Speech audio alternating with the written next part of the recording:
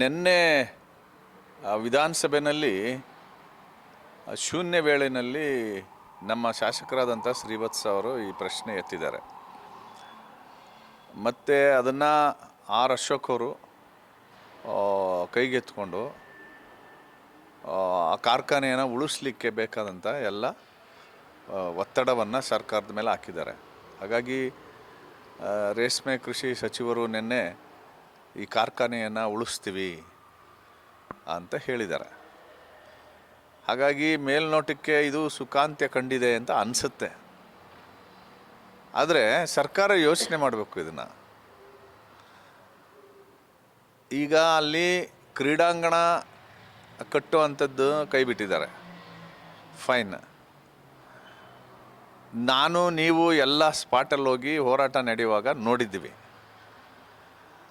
ಅದು KSIC silk ಇದೆಯಲ್ಲ, ಈ ಸಿಲ್ಕ್ ಸ್ಯಾರಿಗಳಿಗೆ ಎಷ್ಟು ಡಿಮ್ಯಾಂಡ್ ಇದೆ ಇಡೀ ದೇಶದಾದ್ಯಂತ. ಅಂತಾರಾಷ್ಟ್ರೀಯ ಮಟ್ಟದಲ್ಲಿ ಹೆಸರು ಮಾಡಿರುವಂಥದ್ದು KSIC ಸಿಲ್ಕ್. ಅದು ಎಷ್ಟು ಬ್ಯೂಟಿಫುಲ್ ಆಗಿದೆ.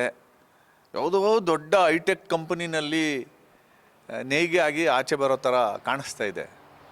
ನೀವು ವಾಸ್ತವವಾಗಿ ಆ ಫ್ಯಾಕ್ಟ್ರಿ ಹಂಗಿದೆಯಾ?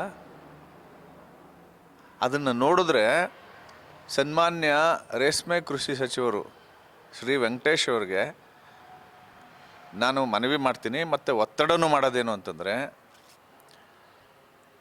1912ರಲ್ಲಿ ಈ ಕಾರ್ಖಾನೆ ಪ್ರಾರಂಭ ಆಗಿದ್ದು.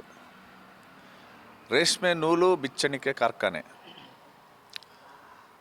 ಅದಕ್ಕೆ ರೇಷ್ಮೆ ನೂಲನ್ನು ಸರಬರಾಜು ಮಾಡಿ ಅದನ್ನು ಸೀರೆಯಾಗಿ ನೇಯ್ಗೆ ಆಗ್ತಕ್ಕಂಥದ್ದು ಮೈಸೂರು ಮತ್ತು ಚನ್ನಪಟ್ಟಣದಲ್ಲಿ. ಮತ್ತು ಪ್ರತಿ ವರ್ಷ ಲಾಭದಾಯಕವಾಗಿ ನಡೀತಾ ಇರ್ತಕ್ಕಂಥ ಉದ್ದಿಮೆ. ಈಗ ಜಗತ್ತು ಹೇಗಿದೆ ಅಂತಂದರೆ, ಕೈಗಾರಿಕೀಕರಣದ ಮೂಲಕ ವಸ್ತುಗಳನ್ನು ಉತ್ಪಾದನೆ ಮಾಡಿ ರಫ್ತು ಮಾಡಿ ಜಾಸ್ತಿ ಲಾಭ ಗಳಿಸಿ ದೇಶವನ್ನು ಅಭಿವೃದ್ಧಿ ಮಾಡೋದು ಒಂದು ಭಾಗ. ಇನ್ನೊಂದು ಭಾಗ ಏನು ಅಂತಂದರೆ, ನಮ್ಮ ಮೈಸೂರು, ಚಾಮರಾಜನಗರ, ಮಂಡ್ಯ ಅಪ್ ಟು ಕನಕಪುರ, ರಾಮನಗರ, ಆ ಕಡೆ ಹೋದರೆ ಕೋಲಾರ, ಶಿಡ್ಲಘಟ್ಟ, ಆಯಿತಾ, ಇಲ್ಲೆಲ್ಲ ರೇಷ್ಮೆ ಕೃಷಿ ಮಾಡ್ತಕ್ಕಂಥ ರೈತರ ಸಂಖ್ಯೆ ಜಾಸ್ತಿ ಇದೆ. ಈ ಅವಕಾಶವನ್ನು ಬಳಸ್ಕೊಂಡು ಸನ್ಮಾನ್ಯ ರೇಷ್ಮೆ ಕೃಷಿ ಸಚಿವರು ಈ ಫ್ಯಾಕ್ಟ್ರಿಯನ್ನು ಎಕ್ಸ್ಪ್ಯಾಂಡ್ ಮಾಡಬೇಕು, ಮಾಡರ್ನೈಸ್ ಮಾಡಬೇಕು.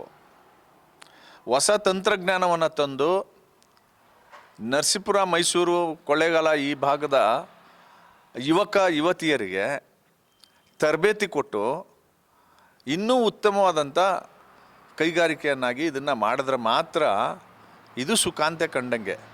ಇಲ್ಲ ಅಂತಂದರೆ ಹೆಂಗೋ ತಿಳ್ಕೊಂಡು ನಡೀತಾ ಇದೆ. ಈ ಖಾಸಗಿ ಕಂಪನಿಗಳಿದೆಯಲ್ಲ, ರೇಷ್ಮೆ ಸೀರೆ ತಯಾರು ಮಾಡ್ತಕ್ಕಂಥ ಕಂಪನಿಗಳು, ಎಲ್ಲಿ ಕಾಂಚೀವರಂ, ತಮಿಳ್ನಾಡು, ಆಂಧ್ರ, ಇಲ್ಲೆಲ್ಲ ಕಾಂಪಿಟಿಷನ್ ಇದೆಯಲ್ಲ, ಆ ಕಾಂಪಿಟಿಷನ್ ಒಳಗಡೆ ಇದು ಎಲ್ಲಿ ನಲಗೋಗ್ಬಿಡ್ತದೋ ಅನ್ನೋ ಅಂಥ ಭಯ ಇದೆ ನನಗೆ. ಹಾಗಾಗಿ ಇದನ್ನು ಎಕ್ಸ್ಪ್ಯಾಂಡ್ ಮಾಡಬೇಕು, ಆಧುನೀಕರಣಗೊಳಿಸ್ಬೇಕು. ಈಗ ಅಲ್ಲಿ 300 ಜನ ನೌಕರರು ಕೆಲಸ ಮಾಡ್ತಾಯಿದ್ದಾರೆ. ಅಲ್ಲಿ 600 ಜನರು ನೌಕರರು ಕೆಲಸ ಮಾಡೋಷ್ಟು ಹೊಸ ಯಂತ್ರಗಳನ್ನು ಅಳವಡಿಸಿ ಅದನ್ನು ಇಂಪ್ರೂವ್ ಮಾಡ್ಬೋದು. ಈ ಸರ್ಕಾರಕ್ಕೆ ನಿಜವಾಗ್ಲೂ ಕಾಳಜಿ ಇದ್ದರೆ ರೈತರ ಬಗ್ಗೆ, ರೇಷ್ಮೆ ಕೃಷಿ ರೈತರ ಬಗ್ಗೆ ಕಾಳಜಿ ಇದ್ದರೆ ಈ ಫ್ಯಾಕ್ಟ್ರಿಯನ್ನು ಎಕ್ಸ್ಪ್ಯಾಂಡ್ ಮಾಡೋ ದಿಕ್ಕಿನಲ್ಲಿ ಆಲೋಚನೆ ಮಾಡಬೇಕು. ಹಾಗೆಯೇ ನಮ್ಮ ಕೊಳ್ಳೇಗಾಲ ವಿಧಾನಸಭಾ ಕ್ಷೇತ್ರ ಮತ್ತು ಚಾಮರಾಜನಗರ ಈ ಭಾಗದಲ್ಲಿ 5 ಫ್ಯಾಕ್ಟ್ರಿಗಳಿತ್ತು ಸಿಲ್ಕ್ ಫಿಲಚರೀಸು. ಈಗೆಲ್ಲ ಸತ್ತೋಗಿ ಮುಚ್ಚೋಗಿ ಒಂದೇ ಒಂದು ನಡೀತಾ ಇದೆ. ಅದು ಯಾಕೆ ನಡೀತಾ ಇದೆ ಅಂತಂದರೆ, ಈಗ ಅಳದುಳಿದಿರ್ತಕ್ಕಂಥ ನೌಕರರಿದ್ದಾರಲ್ಲ, ಅವ್ರಿಗೆ ಸಂಬಳ ಕೊಡೋಕ್ಕೋಸ್ಕರ ನಡೀತಾ ಇದೆ, ಆಯಿತಾ. ಹಾಗಾಗಿ KSIC ಏನು ರೇಷ್ಮೆ ಸೀರೆ ಉತ್ಪಾದನೆ ಘಟಕಗಳಿದೆ, ಆ ಘಟಕಗಳಿಗೆ ಇನ್ನೂ ಶಕ್ತಿ ಕೊಡಬೇಕು ಅಂತಂದರೆ ನಮ್ಮ ಚಾಮರಾಜನಗರ, ಮೈಸೂರು ಭಾಗದಲ್ಲಿ ಏನು ಸತ್ತೋಗಿರ್ತಕ್ಕಂಥ ರೇಷ್ಮೆ ನೂಲು ಬಿಚ್ಚಣೆ ಫ್ಯಾಕ್ಟ್ರಿಗಳಿದೆ, ಅದನ್ನು ಇಂಪ್ರೂವ್ ಮಾಡೋವಂಥ ಕೆಲಸವನ್ನು ಮಾಡಿದ್ರೆ ಜನ ಇವರನ್ನು ನೆನೆಸ್ಕೋತಾರೆ. ಇಲ್ಲದೇ ಇದ್ದರೆ ಬೀಸೋದೊಡನೆ ತಪ್ಪಿಸ್ಕೊಂಡವ್ರೆ.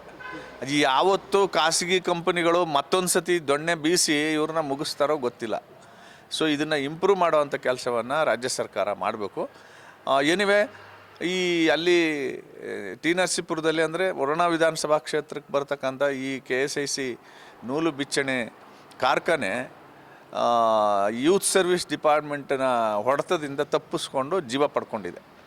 ಆ ಜೀವ ಪಡ್ಕೊಂಡಿರೋದಕ್ಕೆ ನಾನು ಸರ್ಕಾರಕ್ಕೆ ಮತ್ತು ರೇಷ್ಮೆ ಕೃಷಿ ಸಚಿವರಿಗೆ ಅಭಿನಂದನೆಗಳನ್ನು ಸಲ್ಲಿಸ್ತೀನಿ. ಇನ್ನೂ ದೊಡ್ಡ ಅಭಿನಂದನೆ ನಿಮಗೆ ಯಾವಾಗ ಸಲ್ಲಿಸ್ತೀನಿ ಅಂತಂದರೆ ಈ ಫ್ಯಾಕ್ಟ್ರಿನ ಇಂಪ್ರೂವ್ ಮಾಡಿ ಮಾಡರ್ನೈಸ್ ಮಾಡಿ.